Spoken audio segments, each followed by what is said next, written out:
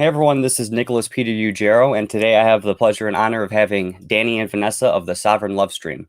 Thank you guys so much for coming on. I appreciate it.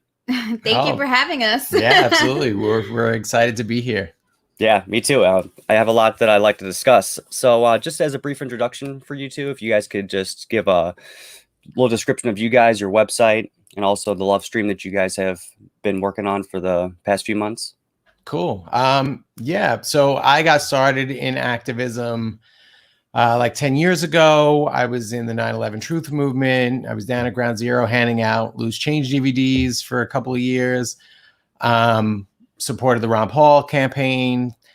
Got into libertarianism and then ultimately anarchy and voluntarism, and joined forces with Derek Bros over at the Conscious Resistance and John Bush. And we all kind of have been collaborating on these projects, kind of just pushing the philosophy of agorism and voluntarism, that all interaction should be voluntary, and that government at its core is coercive. And so therefore it automatically makes anything government does immoral. And we don't really need government. We can have cooperative societies without the threat of violence hanging over our heads. So that's kind of, that's how we decided to start Sovereign in the City. It was about looking for ways to kind of reduce your dependence on the grid. And, it's certainly possible. It's very difficult, but it's certainly possible to live completely off the grid in a city. I have an article on the site about people who live in tiny homes that they made out of dumpsters. So it is possible, but it's not necessary. We're more about creating content and talking about concepts and ways that you can just kind of reduce your independence, reduce your dependence, I should say, and be more independent. Even if you can't move, we can't move to the country. As much as we'd love to live off the grid in the woods, I have a child from my previous marriage, and I'm certainly not leaving him behind. And his mother is not going to want to let him go move into the woods with me either. Yeah. So I have to stay here in the city, and I'm happy to do it. It's not like it's, I resent it, but so what we wanted to do was try and find ways that we could be more independent and kind of live off the grid, even within a city setting. So that's why we decided to start Sovereign in the City. Do you want to talk about how we started Sovereign Lovestream? Sure. Actually, I wanted to add to what you were saying. And I think this all kind of ties in that it's really hard to be in the city for a lot of people and feel free. There's this constant feeling of oppression. And for us, we've learned that we had to liberate ourselves internally in order to be able to then feel free. We live in one of the most oppressive cities in the United States, and we honestly live a life that feels very liberating. Yeah. And that's kind of what we want to share. Sovereign Lovestream started as a result of us being interviewed on the Today Show, where we talked about using psychedelics and how it affected our parenting. And we shot like an hour-long interview in our apartment, and they aired like 3 minutes of that. So there was so much of the story that got left out.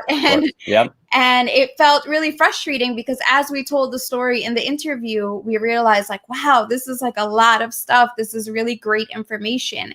And it sucks that they have to like reduce it down to those 3 minutes. So we decided to expand on that and create a love stream that would allow us to share a lot more of our story, share some of the stuff that helped us through perhaps our most difficult moments in our relationship, and how that also liberated us to be more conscious parents, more conscious partners with each other, and just more conscious in our daily interactions with our families, our friends, our community.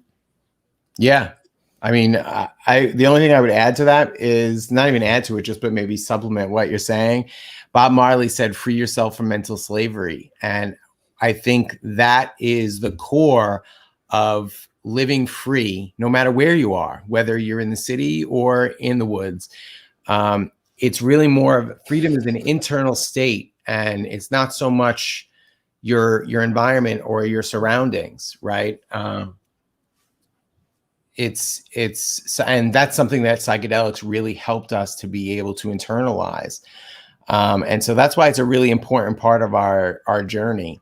And we just felt like we really wanted to share that with people, and hopefully people can take something from it. And that's not to say that I think everybody should run out and do psychedelics. I think it's if you feel called to it, then you should overcome the fear of it and do it. I know there's a lot of people that kind of feel some fear about it. I certainly did. I was a prohibitionist. I was anti-drugs, until even after I became a libertarian. I didn't think drugs should be illegal, but I also didn't approve of them being used.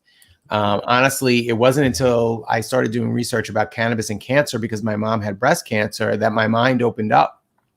And I realized that these are plant medicines and they absolutely have values. And it's literally no different. Going jogging and getting a runner's high is the same chemical compound as if you smoke marijuana. So it's the same biological process chemically. One cannabinoid comes from the plant. The cannabis is a phytocannabinoid, and we create our own anandamide in our bodies. And that's what you would get from a runner's high or other ecstatic practices, meditation, things like that. So it's everything else. Everything's just any of the prohibitionist view of drugs is really just a judgment, and it's not really based in the reality. And so that was life-changing for me. It really opened my mind up so much more than just being drugs should be legal because prohibition has all these unintended side effects of violence and all these things. But am I ranting? No. No, not at all. No, you're giving great insight, and I definitely appreciate it. And yeah, just to add a question that I didn't have written down, in terms of your documentary that you're coming out with, that you're creating for the cancer and cannabis, would you want to delve into that just a little bit? What inspired, because obviously, with your mother and also doing your own research. Yeah. But what else has kind of made you inspired to do your own documentary? Right. So I started shooting Does Pot Cure Cancer about 5 years ago. My mom had breast cancer. She passed 10 years ago. And while she was going through the chemo, I was taking her to her appointments, and I was just watching the chemo kill her. And so I started to do research on holistic medicine. And it's funny because that's how I kind of ran into Ron Paul. I'd never heard of him before. And I was researching kind of alternative medicine, and I ran into Ron Paul, who advocates for freedom for cannabis and for holistic medicines and all those things. So I ran into him in the health freedom movement. At the same time, this was during the financial crisis in 2008.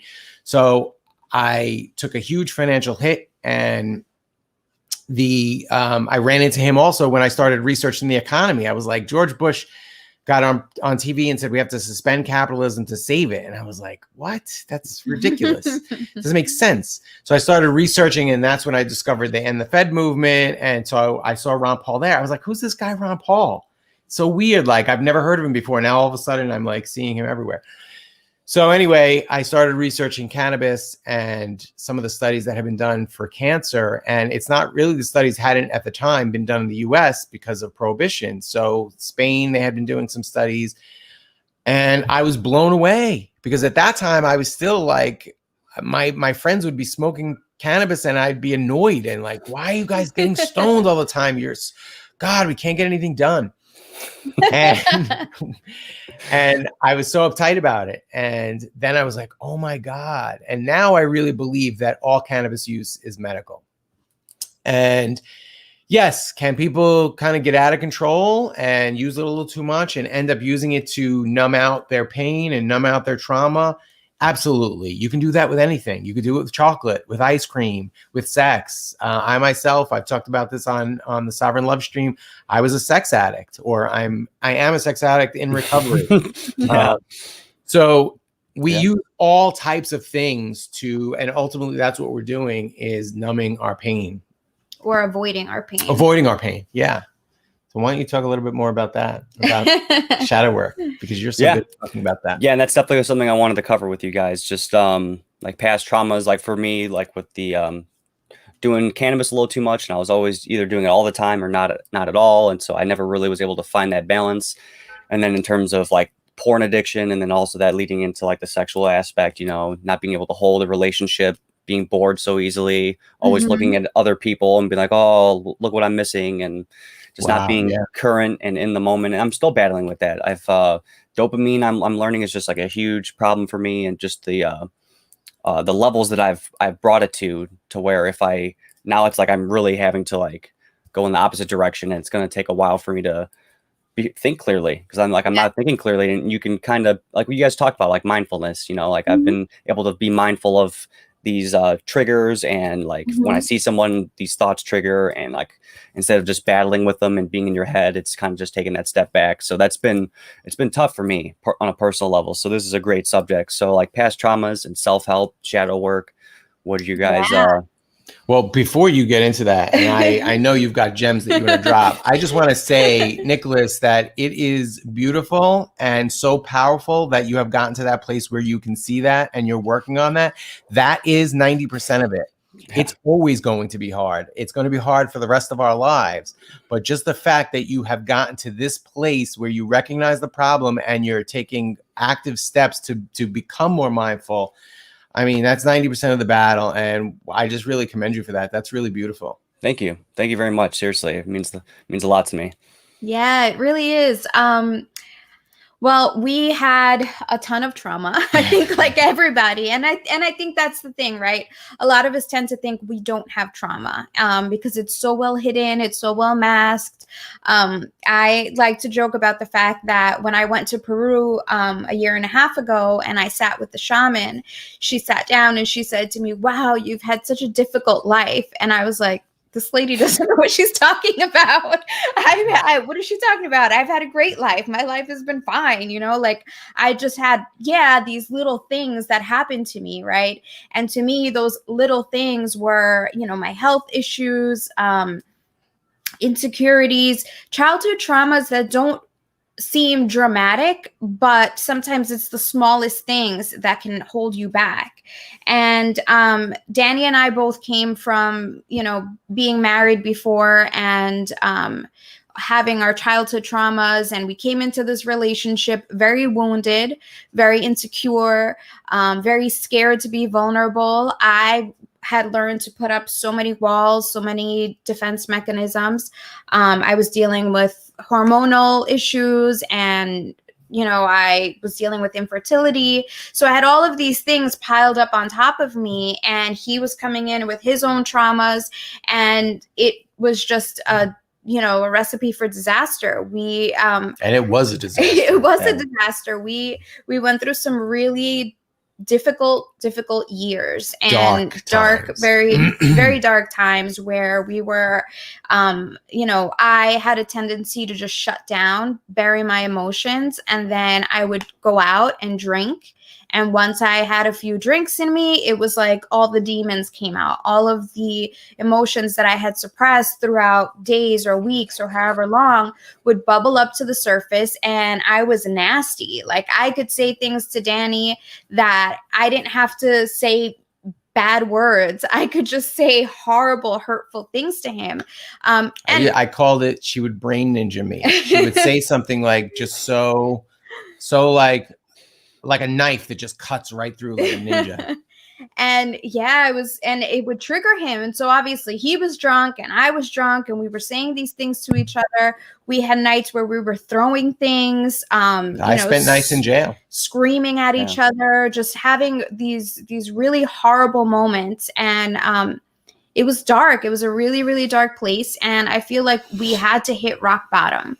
We got to a place, especially after he spent a couple of nights in jail and all of that happened, where it was like, all right, either we are going to do something about this or we're going to have to go our separate ways, because this is, at that point, even my parents told me, like, if you guys can't work this stuff out, you need to go your separate ways. You're going to ruin his life. He's going to ruin your life. And, it's not worth it. If you're not compatible, then just go, keep keep going on your own way. Mhm. But I think deep down, we always knew that we had this very strong connection, this very strong love for each other, and we were willing to do the work. Yeah. We had to stumble through the work. Through Danny's research with the documentary, he came across some information about ayahuasca and how it could help the endocrine system, and that's where the majority of my health problems were stemming from. And he was showing me documentaries, and he was like, "Watch, look, this is supposed to help." And the documentaries are scary. Like, when you watch documentaries of people doing ayahuasca, it is terrifying. They are puking their brains out, they're crying, they're moaning. It's like really, really scary.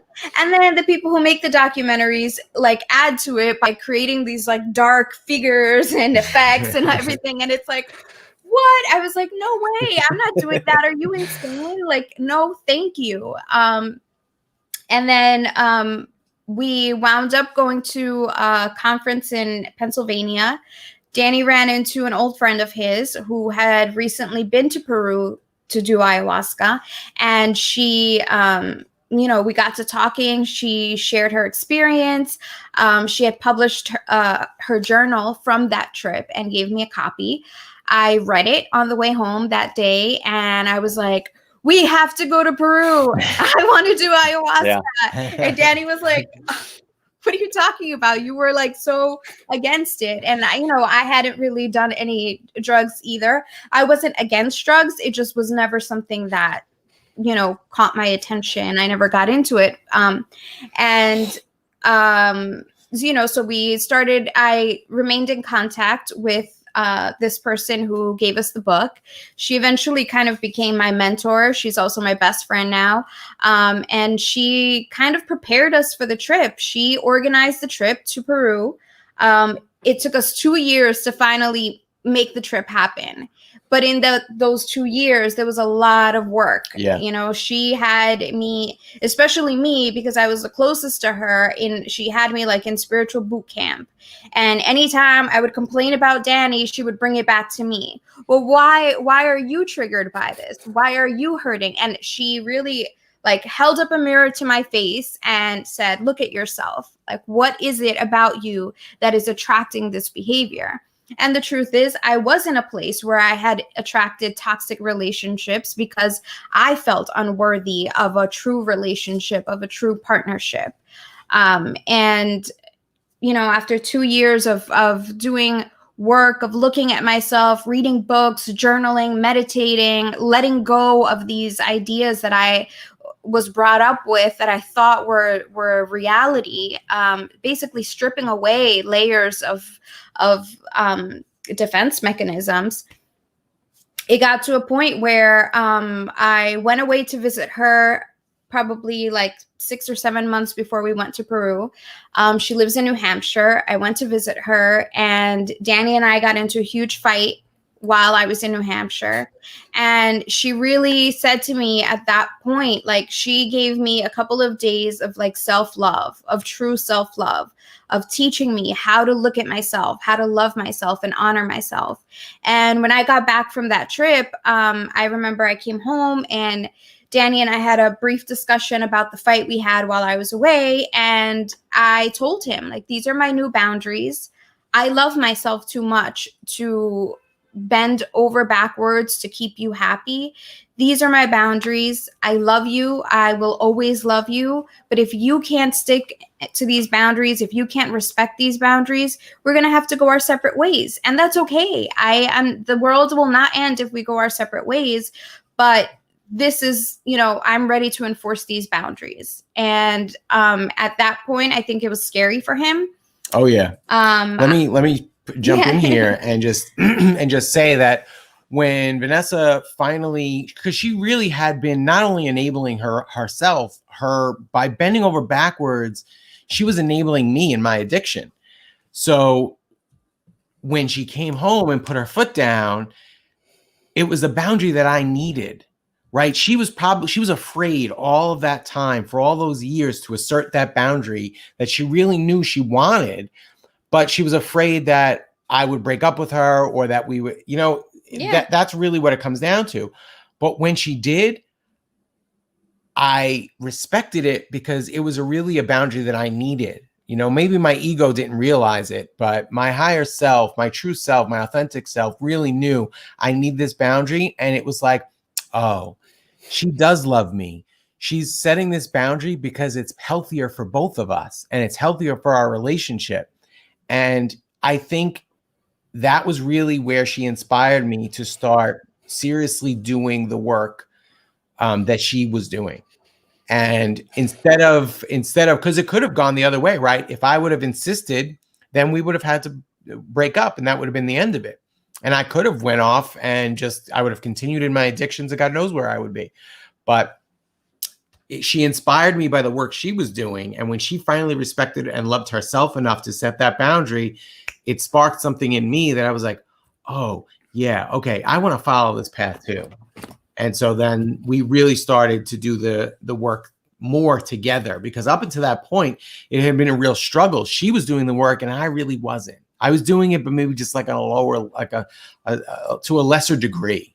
I wasn't really willing to face a lot of the deep, deep wounds. And for me, the source of my sex addiction was a mother wound. It was feeling like my mother did not love me the way I wanted to be loved. And through the work, I realized that that wasn't really true. It was just my perception. There were some things that happened in my childhood that in my young brain, I didn't understand them. And I interpreted them as my mother not loving me, but it wasn't true. So finally, I was able to heal that. But what happened was, because of that, I was looking for love from women. And I was looking to replace that motherly love through lovers. And what I had, the standard I had created in my mind was, if a woman is willing to sleep with me, then I'm going to get that love. And so, but of course, as soon as the afterglow of the orgasm is gone, I need the next hit. So it doesn't last. And that just feeds the addiction. So they call this sexualizing trauma. And that's what I had done. But through all of this work that we've done together, I've been able to heal that. And now our relationship is magical every single day.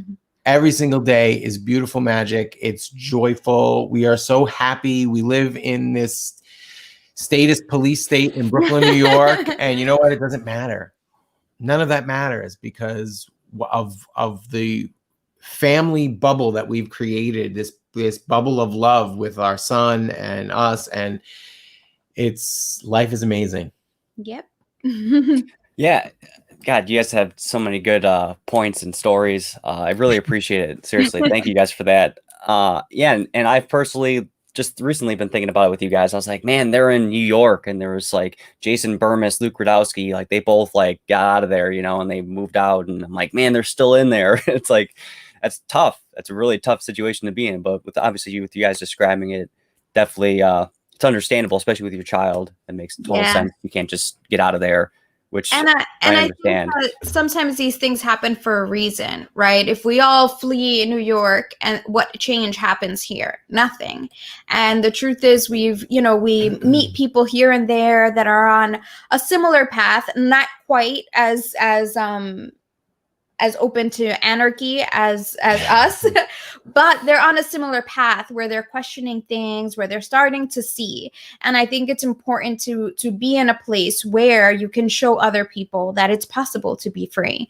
It doesn't matter where you are. And there are a lot of people that are in a similar situation. They can't just get up and go somewhere. They don't have the funds, or they just don't have anywhere to go, and they're stuck in the city. And I think it's important to know that you can be free, even in a big statist city.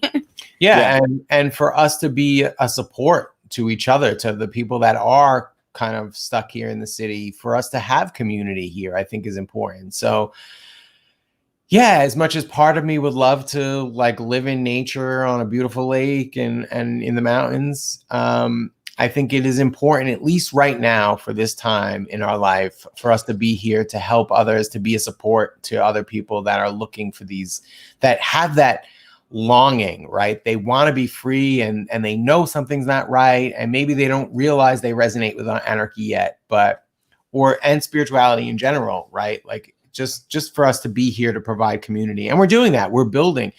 I just started a men's circle with some other guys that are like-minded, and we meet up in the park, and Vanessa does her women's circles. So, I mean, we're building support communities within all of this. And I think those are like little beacons of light that I think are important to have. If we all just run off to the city, run off to the woods, then, Yeah. And that goes in line with, in terms of the community, that goes in line with like the self-help and all that. Cause they may, like, I remember you guys spoke of like some people maybe having more wisdom than they can definitely help bounce off different things, different contexts, different upbringings, different way of looking at something. So that could definitely be a goal that people can have when they also try to build community, is also doing the emotional support too, not just physical support with like food or whatever trades you have, but just also on the mental side of it. And so, yeah, in terms of like community and also based where you're at, for me, I'm in Illinois. I'm on the outskirts of Chicago. I'm in Roselle. So I'm only like 30 minutes away from the city. But yeah, for me, it's also, Illinois is not doing too great either with their governor. And I don't really have that many options in terms of like, because of my funds and also just people I know, I don't really have anywhere else to go. So I am basically in this spot too. So I can't just go up and leave. And so, trying to just do the things that you can in your own neck of the woods and try to do some community-based activism just in terms of coming together and at least discussing issues and also potential solutions. I've gotten into Freedom Cells, and I also got into nextdoor.com. What are some websites or ways of getting it, meeting up with people? What are some ways that you guys have found to be pretty good, and potential websites too? Well, you use Nextdoor. I use Nextdoor. Yeah. And I actually came to meet somebody through Nextdoor that was doing more spiritual stuff.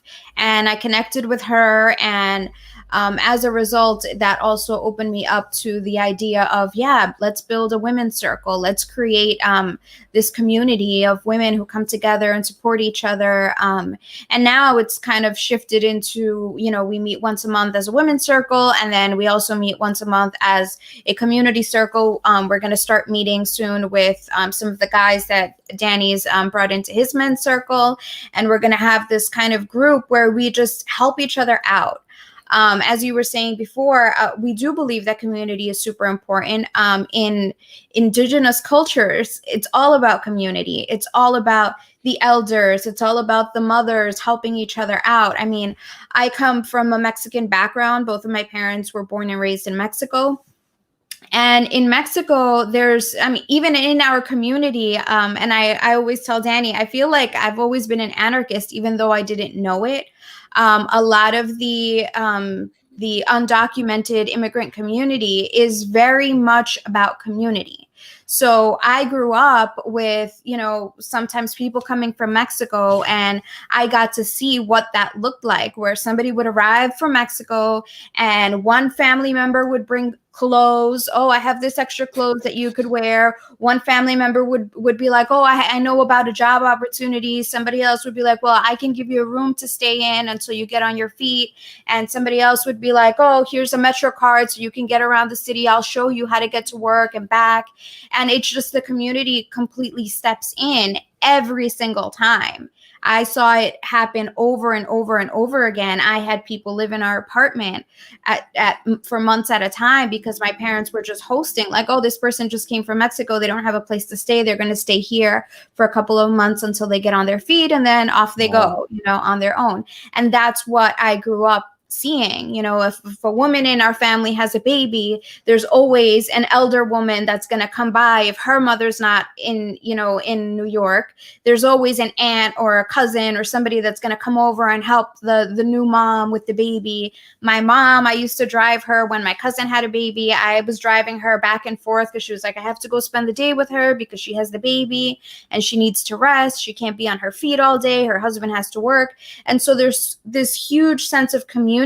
And I grew up with that, and I love that. I think it's so helpful to have that. And that's what the indigenous communities have always done. And so then the elders pass down the information, they pass down the knowledge, and everybody just helps each other out. My parents have done marriage counseling for people over the years. My parents have been married for almost 50 years. So they're always like the on-call couple, like, oh, can you come help? You know, my son and his wife are having problems, and we need like a couple that can help them and counsel them through that. And so, you know, it's beautiful to have that. I think as a society now, with Instagram and Facebook and all this social media and posting for likes, we forget about the fact that we are human beings that are learning, we're hurting. A lot of us carry so many traumas, and we don't speak about it. We're not vulnerable with our friends. You know, community time is going to the bar and getting drunk and the music blasting, and you can't really have a conversation with anybody, and you can't get vulnerable in a setting like that. So we're really excited to start creating these communities where we can talk about the things that we're going through, the struggles that we're having, and we can give each other tips and share what has helped us get through, and, you know, that we uplift each other. Yeah. And the past couple interviews I've done, I talked with John Bush like last week. I also had this other gentleman I've talked to a few times, John Coleman, and the topic of like inaction and self-help, activation, you know, and just not like having your thoughts and your emotions lined up, but then also taking that action, which is crucial, and then having that become the trinity, you know, thoughts, emotions, actions in unison together, and being principled and being consistent, you know, doing what you say you're going to do and what you believe in. I think that's extremely important. So in terms of people having those thoughts and those emotions and like resonating with what you're saying, like what are some things, or like books or videos or documentary, or what are things that you guys have personally experienced that could help other people be more motivated and activated? So I just want to mention, actually, going back to the social media question for a minute, sacredsons.com is a men's social media network that I really appreciate, because it's something that I just found, and I know, Nicholas, you joined as well. Yes. There's a lot of really great resources there for men to do shadow work. There's a lot of support, and there's also the social media like network where you can network with other people, and you can find people in your area. That's how I started this men's group, was just finding the other people, because the app will actually show you people that are in your area in Brooklyn also. And I just messaged them and said, hey, do you guys want to, like, you know, do this? And so that's that. As far as books, for us, nonviolent communication is like foundational. I think every human being on the planet needs to read that book. Yeah. It was actually recommended to me by Adam Kokesh, and Adam says that that's the only book other than his own book, Freedom, that he recommends to people. Wow. But yeah, I read that. We read it, and we read it several times, actually. And it took me many, many, many readings. Actually, and honestly, I listened to it in the audiobook many, many times, to really be able to internalize the techniques of basically, it just teaches you how to listen, not to, like, I am sure people have heard it said, right, that there are times when you're not really listening to what the other person's saying. You're just waiting for your time to respond. And that's like coming from a place of ego, right? It's like, what you're saying is not really interesting to me. I'm just going to say something at you. And I'm not interested in what you're saying. So what nonviolent communication teaches is to listen, actively listen to what they're saying instead of what you assume they're saying, and don't interpret what they're saying, because you have your own subjective point of view, right? Vanessa can say something to me and use maybe a certain word, and maybe that word is a word my mother used to use, and my mother used to use it in a very specific way. And so when Vanessa says it, I think, oh, she's saying it the way my mom said it, and then it triggers that wound, and I automatically assume she's saying what my mom said, and I react to what my mom said instead of to what Vanessa is actually saying now in this moment. Yeah. So nonviolent communication teaches you to kind of put down your guard, listen openly to what the person is saying, so that you can respond genuinely to what they've said instead of what you assume they've said. And obviously that's like just like a 30-second elevator pitch for the book, but it is hugely transformational when you can internalize these techniques and really start to listen, and it saved our relationship. Yeah. That and Getting the Love You Want by Harville Hendrix. That is an excellent resource. We laugh because everybody that we recommend the book to, or a lot of people that we've recommended the book to, usually tell us, oh, I have that book. I've just never read it. It's just been sitting there forever. And the truth is that's exactly what happened to Danny. Yes.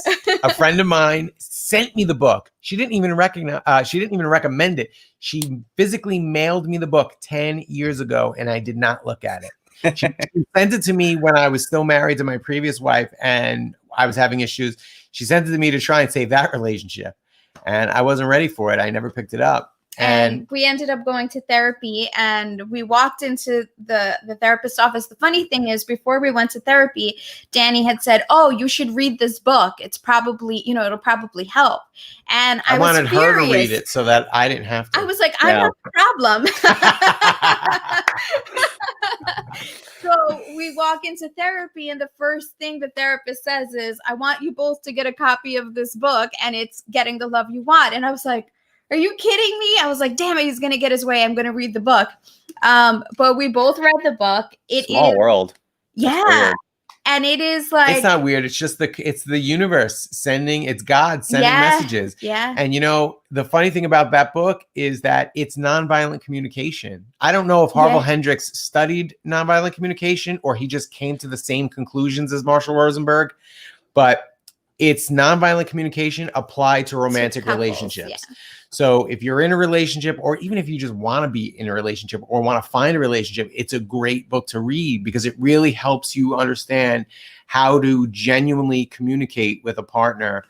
And not only that, it also helps you look at your childhood traumas that cause you to attract the partners that you do. Yes. So one of the most fascinating things, and really the thing that truly opened my eyes from that book, is that you select your partners based on your parents. So you're going to select partners that remind you of your parents, and not in a very conscious way, not like, oh, that guy reminds me of my dad, I'm going to pick him. It's very, there's that saying that when you meet the one, you feel like you're at home. It feels like home. You feel like you've known them forever. And really what you're recognizing is a trait that you've known forever because it's a trait that your parent exhibits. And it may not be a very obvious trait, but just something very minor. And the reason we attract these people is because then we're trying to recreate the childhood trauma, hoping that when we recreate it with our partner will respond in the way we wanted our parent to respond. And obviously our partner has no idea that that's what we're expecting. Sometimes we don't have any idea that that's what we're doing, and we recreate these traumas over and over and over with our partners. So that really until we get it right or break up. Yeah. I mean, ultimately, that's what happens in every single relationship. Either you repeat it until you get it right, or you just end up breaking up. Or you shut down. And there are tons of couples out there that are just shut down, and they choose to, numb their pain whatever way they can. That was my first marriage. Yeah, absolutely. We were together for a long time, since we were kids, like 16, 17. And after probably 8 years or so, we just shut down, and then it was just like cruise control. It's just a matter of like trying to avoid conflict, right? And you're just trying to coexist peacefully, but there's no real intimacy. Yeah. So that was a really helpful book for us. There's also Dr. Masters, Transformation Through Intimacy. It takes the same concepts even deeper. Yeah. So it's almost like that's the order we read the books. Yeah. Too. And takes you deeper into the same concepts of shadow work, and it's really beautiful. Yeah, Dr. Robert Augustus Masters also has a book titled To Be a Man, which, Nicholas, if you're on this path and you're trying to work through the sex addiction, porn addiction, all of that stuff, that is a fantastic book to read. To Be a Man? To Be a Man, yeah. My friend recommended it to me while I was struggling in my relationship with Danny, and she was like, I can't give it to Danny because Danny was so ego guarded that if anybody had given him a book titled "To Be a Man," he probably would have thrown it in their face. What? I'm not a man. And Get this out of here. So I ended up reading it, and it was so helpful to me to see the way society conditions men to not be vulnerable, to not work through their emotions, to find ways to suppress their emotions, to distract themselves from the emotions. And it was just such an incredible read. And it helped me relate to not just Danny, but to my dad, to my brother. Like, my relationships with the men in my family changed drastically after reading that book. Wow. Yeah, especially if if it can change your context, it's totally going to change the interactions you have with those people. Yeah, of course. Yeah. And I would also say, like, for me personally, a great way of pinpointing issues that you can see in your life is journaling. Like, something that I've been doing for memory's sake, because like sometimes I'm like, what the hell did I just do like 2 days ago? Like, it's a good way for me to just kind of remember things and just jot down what's happened, maybe some interactions I had with people, and maybe some things I'm battling with. So like the sex addiction stuff, like I could see it in my writing. Like, I totally have a problem. I gotta start solving this. And then it wasn't being dealt with. So it was just a constant thing that I could just clearly see. Like, this is a total problem. I'm not being consistent with how I think and feel and what I'm doing. Because like you said, Danny, with the after that, like that glow of the orgasm, like that just after that's done, like you're thinking more clearly. And yeah, I'm just seeing that I wasn't being consistent. So for me, journaling has been a really positive thing. And I personally went through like 7 years of depression from 16 to 23 years old. And I didn't have any tools on how to deal with anything. So it was always getting like something would trigger a thought. Then those thoughts would snowball. I'd get upset about them. I'd just be in my thoughts, I'd be crying every single day. I'd just be a wreck. And I didn't have the tools on how to deal with any of that stuff. And my problem, which is what kept me in depression, was because I could never lie to myself about the issues that were happening. I couldn't say, oh, she was the bad guy, because I knew I was the bad guy. I couldn't lie to myself. So now it's a blessing now, because now I can see those things that I'm doing wrong, and I can take those steps. I don't just like have denial. I can actually be like, yes, I have a problem. Yeah. And I know it's extremely difficult to actually work through and do them. But like you said, also, Danny, like at least recognizing them is a great first step. So that's at least been my gift. It's more than just the first step. It's 90% of the battle is recognizing it. And, I was the same exact way. I am the same exact way as what you're describing. I constantly beat myself up.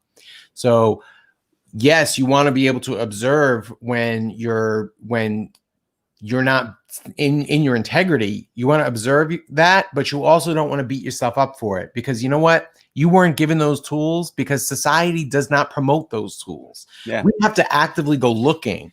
It took me till I'm 40 years old to start doing this work. It's beautiful that you are. I don't even know how young you are, but you're clearly in your 20s, right? Let's play that game. How old do you think I am?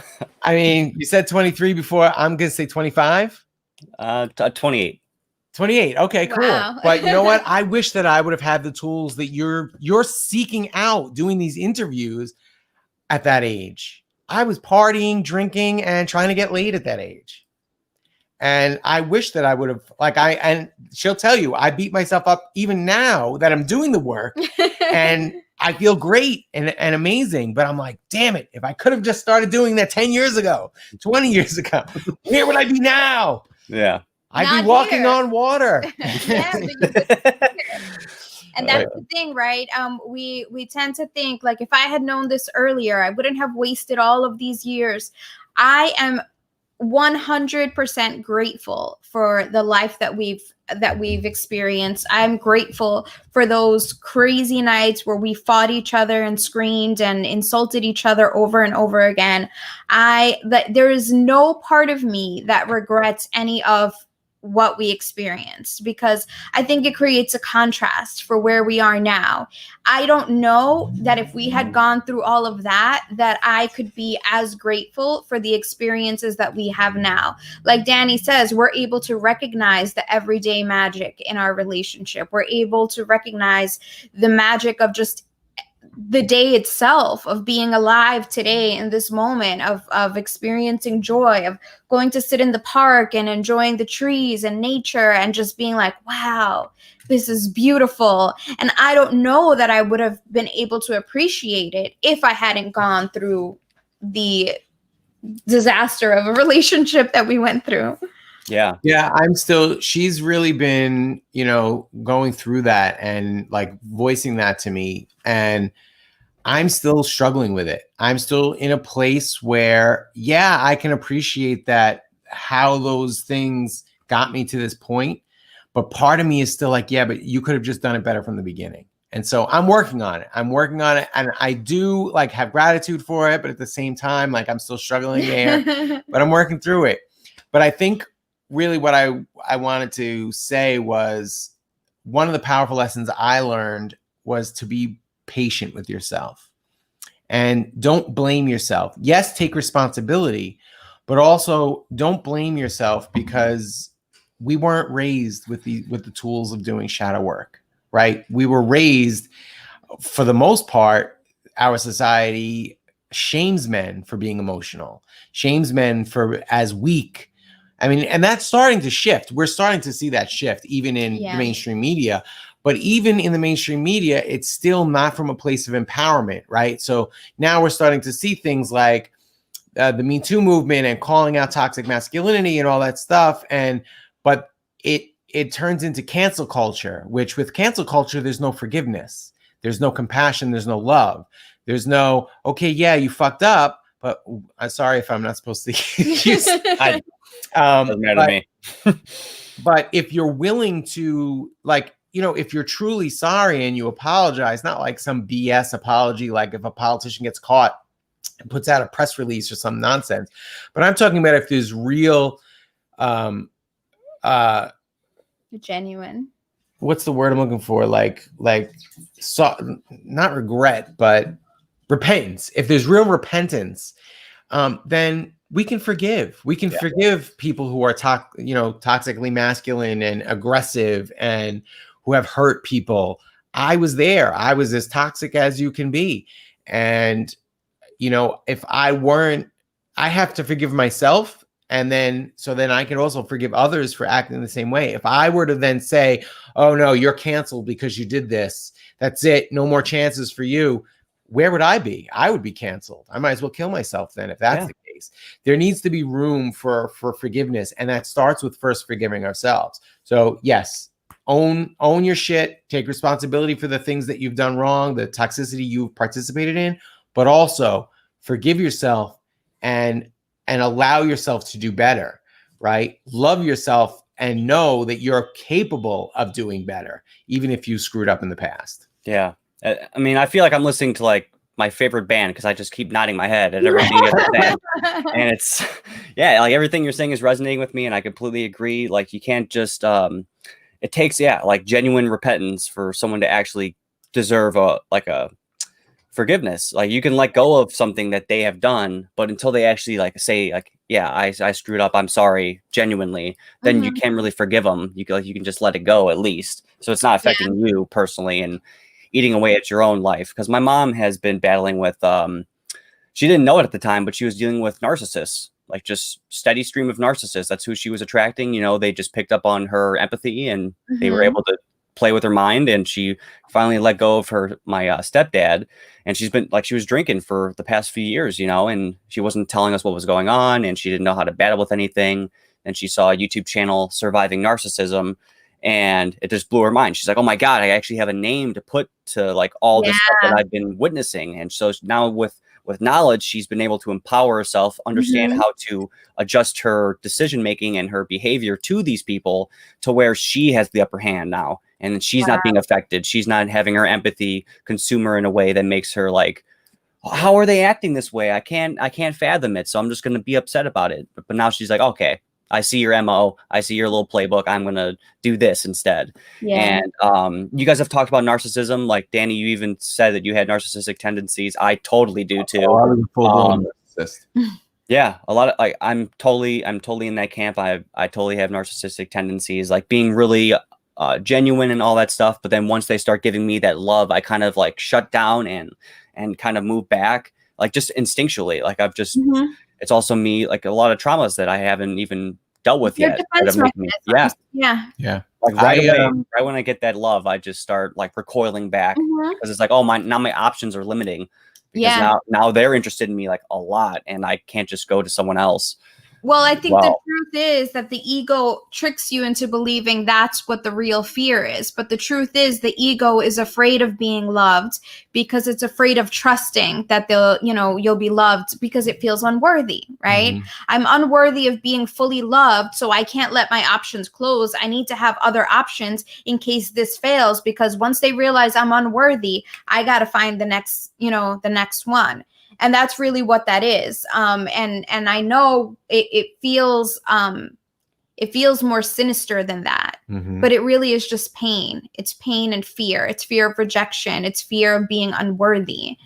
That's exactly what I was going to say, was that my narcissism came from a place of feeling unworthy of love. There were times that Vanessa would tell me, I love you. And she would say it several times a day. And I would physically feel uncomfortable with it.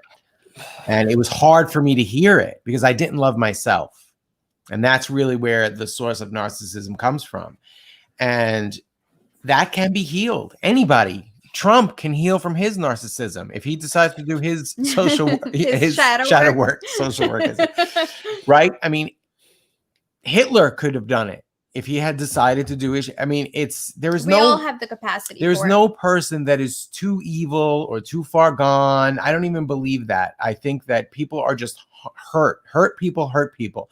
So the more people are hurting others, it just is a signal of how hurt they are. And, look, we don't know much about Trump, except we do know his father was abusive, just to use him as kind of like this archetypal narcissist symbol, right?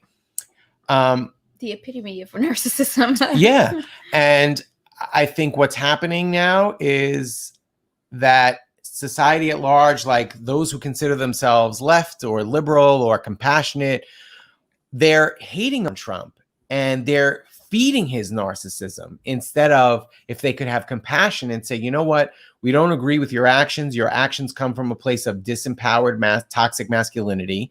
You were not loved as a child. I can have compassion for 12-year-old Trump, who was abused by his dad and now feels like he has to act like he's the most intelligent person. He's the best person on the planet because as a child, he was told he was nothing.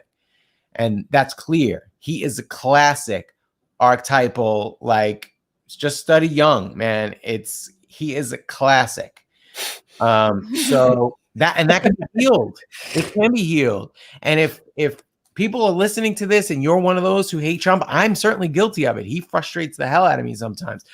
But if we can be compassionate and send, when he does something really ridiculously narcissistic, if we can send him love and just say, I love 12-year-old Trump right now. Your dad told you were worthless, but you're not. You're up, your soul comes from God just like mine does. We're all beings made of love at our core. That's our authentic selves, even Trump. And we're going to do an episode titled Healing Your Inner Trump. So you just got a little preview of the next episode of Sovereign Lovestream. Yeah, because I told you guys before we started, but to anyone that's watching, I've caught up to like the first like 10, 11 Lovestream podcasts that they've done. And yeah, it's been a bunch of great information, even episode 4 with the superhero training kit and all that stuff. Like, oh, that was so powerful. Like I'm trying to get them on too, because I feel like that's just so empowering, and it's totally tools that kids, especially kids, need. Like that's the best time, because like you guys even said in the podcast, it's like they're at such a young age, it's so much easier for them to integrate it. Yeah. And they don't have all this baggage as well. And they're such sponges at that time, like the formative years, So what you were saying before, and you know what Danny was saying too, and even for me, our parents didn't have the tools, maybe because of work, life, the way society was at that time. They didn't have the words to express certain things, and we grew up with these ideas of unworthiness because our parents didn't know how to express that. You know, my mom was very like tough on us with school, like you have to get excellent grades. I could get all A's, but if there were A minuses or A's on my report card and not all A pluses, my mother would be disappointed. Like, you know, why didn't you get an A plus on all of your classes? And I would always feel like, oh, it wasn't good enough. Oh my God, it wasn't good enough. And it was really frustrating for me. And I grew up with that feeling of unworthiness, because she simply didn't know how to express that, yeah, you're worthy. I love you no matter what grades you get. I want to encourage you to do better. Like, that was her way of encouraging me because she didn't know better. Mm-hmm. And I think as we do this work for ourselves, we're better able to speak to Danny's son. You know, we're better able to empathize with him, to communicate with him in a way where if we check out for a moment, you know, like Danny's mom needing alone time, but not being able to express that to him, because maybe if she did say that, like, baby, I love you. Mommy needs some alone time right now. I'm not feeling well. I just need some time to myself. And then afterwards, you and I can have time, just you and me. He wouldn't have the memory of his mom not giving him attention, right? Yeah. And so we try to do the same thing with Danny's son. You know, if Danny comes home and is in a bad mood, like, I make an effort to tell Xander, like, it's okay, Daddy's just really exhausted today. It's, you know, he's been working really hard, and I try to empathize. Like, I know you want his attention, but, you know, right now he's just really exhausted. And then Danny will come in afterwards and tell him the same thing. Like, hey buddy, I'm sorry. I was cranky before. I'm just really tired. You know that I always love you. And you know, if he gets impatient with him and snaps in a moment, he'll apologize to him. And as kids, we didn't always get the apologies from our parents. And it's so powerful to see that. Like, I get so excited. A few weeks ago, we were out on the beach. I was in ceremony with a friend of mine, and Danny took Xander for a walk on the beach. And Danny was telling him, you know, when I was younger, I was selfish. I didn't care about anything. I didn't want to have children. I wanted to be selfish. And like, for a child to hear that, to hear like, I used to be selfish. And then Danny was like, but you came into my life and you changed my life completely. Like, you made me a better man. You made me a better person. And I'm so grateful that you came into this world. And for a child to hear that, because God forbid one day later in the future, he finds out that his dad at one point said, I never want to have kids. You know, that could be traumatizing. That could be really hurtful. But to hear it from his own dad, to hear that he changed his mind, that he recognized that those thoughts were selfish thoughts, and that, you know, I came in and I changed my dad's life. Like, to have that empowerment is so beautiful and so important, that we can have those conversations because of our healing. Yeah. And you know what? I want to just throw in another story from Vanessa. Vanessa homeschools Xander while I'm at work. And the other day, last week, they were doing math, and Xander was getting frustrated, and he started to cry. He was frustrated about doing these math problems. And, you know, Vanessa just held him. She just held him until he felt better. He calmed down. She loved on him. And then once he felt better, she was like, all right, let's try something else that's a little bit easier. We don't have to continue with this. And he was like, no, I want to try again. And he tried and he got it. And I just think, like, I never had an experience like that as a child. You know, I can remember my dad screaming and yelling, "You're going to learn your times tables."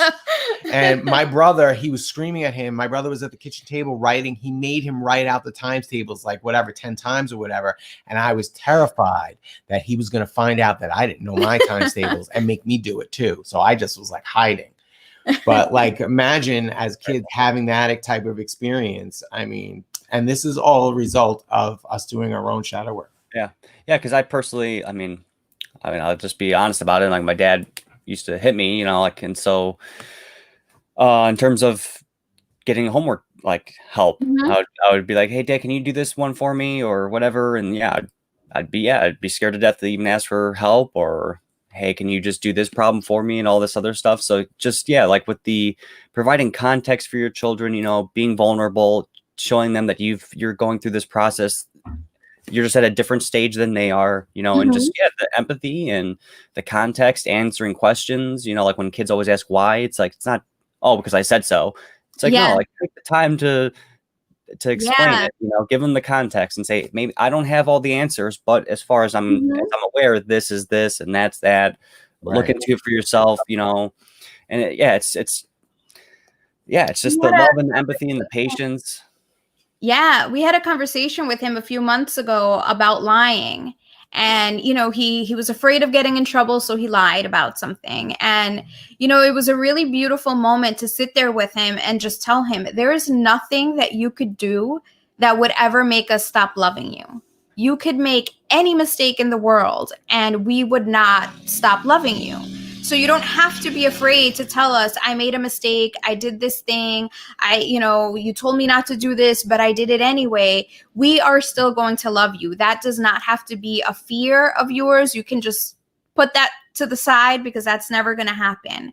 And, you know, we ask of you these things because we want to protect you, because we love you, because we care for you, because the world is dangerous and we want to make sure that you're safe. But, you know, don't ever feel like you can't tell us something because we're going to get mad at you and not love you anymore. And as we were saying that to him, I was thinking like, wow, like if I had heard that as a child, I feel like my decisions might have been a little bit different. Yeah, 100%. I just want to keep talking, but I know we're at the hour mark. So I just wanted to bring up a comment that I thought was interesting, or just a question that they had. So to Vanessa and Danny, so you would recommend the book To Be a Man, even to women, to understand that the concepts more than just overall. Yeah, for sure. I think it was, I don't even remember if Danny even read the book. I read a couple of chapters. I did not finish it. But I read the entire book and I found it to be so helpful. Like I said earlier, it helped view my relationships with other men in my life, my dad, my brother, my brother-in-law, to just fully understand what men face. And sometimes we see our society tends to pit us up against each other, right? It's men versus women. It's toxic masculinity and toxic femininity, you know, the feminazi movement. And there's all this stuff. And it's really just to put us against each other. But we all suffer the consequences of toxic masculinity. It's not just men that are, you know, it's not just women that suffer from toxic masculinity. Men are suffering as a result of toxic masculinity because they're not able to express their emotions, because they don't know how to take charge of their charge, how to be vulnerable. And when we start to see things from that other perspective, then it's a lot easier to empathize and say, all right, well, you know, I'm more in touch with my emotions. I'm more open to talking about my emotions. He wouldn't have that. He doesn't have that paradigm because our society has taught men not to be vulnerable. Yeah. And to an extent, like when I would be with like an ex-girlfriend, they would talk about someone that they had previously been with and they would like badmouth them. And I would look at what they did. I'd be like, I can empathize with that or sympathize with it because like I know how I am and what some things I've done, so it's given me a different context and to be more not just shaming but trying to actually understand and empathize and see that point of view, more of that, and see how toxic that kind of stuff is, and obviously acknowledge that it's a problem. Don't make excuses, but say yes, but there's also these things that could be leading to that being the case for them. And it's not easy. Like you said, Danny, with yourself, it's a lot of self-love that you've been having an issue with, doing that for your, like being self-loving to yourself. And that's something I'm dealing with too, to a big extent still in my life, you know, not self-activating, not having enough confidence in myself and my capabilities, and questioning myself. It's been crippling for some amounts of time, especially when I have distractions that I can go to, like gaming and just watching videos or whatever else. And it's put me in a times where I'm acting, taking action, and sometimes where I'm just like static and not doing anything and just in a rut. And it can definitely be And I think sometimes that's okay too. I think we have a tendency to think like we have to get all of the work done right away. And it's okay to do some of the work, take time to integrate that, take a break. Sometimes I'll sit there on my phone and I'll play solitaire because I just need to like calm my mind, stop thinking about everything else, and then just do something simple, or, you know, I draw, whatever it is that can get me to calm my mind for a bit and not think so much of the work. Of course, yes, we want to do the work, but not to the point where we become a slave to the work as well, because that's also toxic. You know, we have to find the balance. That's the toughest thing, is finding that balance for me. Oh my God, so many times where I just go overboard or just burn myself out, and it's a fantastic point. 100% agree with that. We're already over the hour mark. I wanted you guys to at least be able to promote your other websites or like the other social media platforms that you're on, and just let people know what's going on in the future with you guys. I know you guys are doing that Trump episode on your Lovestream, and I have the links in the description for them to find your actual website as well as your Minds and your Float.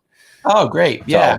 So, I mean, that's it. SovereignInTheCity.com. You can get to everything from there. SovereignLovestream.com goes to the same. It just goes to the Sovereign Lovestream part of the site.